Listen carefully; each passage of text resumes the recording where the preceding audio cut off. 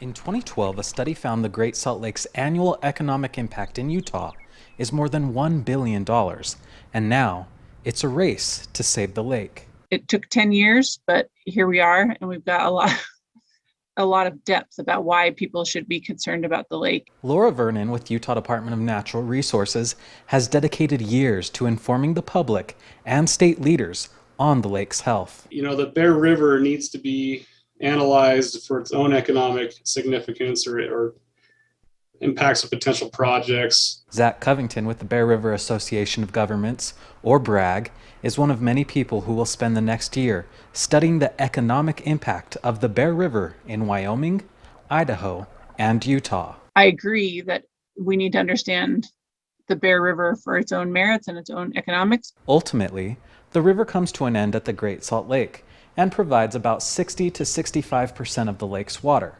But it impacts hundreds of thousands of people along 350 miles of riverbed before reaching the lake. There are already quite a lot of benefits being derived from the Bear River.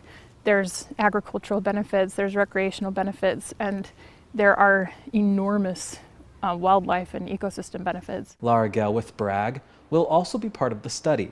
She says they're working to raise $150,000 to fund the study. And as Utah's population continues to grow, she says we need to understand the river's current value to make decisions when it comes to future development. Then we can say, okay, if we choose to make this change, what will be the outcomes and how do they compare to the benefits that we were getting given the previous state? In Ogden, Kate Garner, ABC4 News.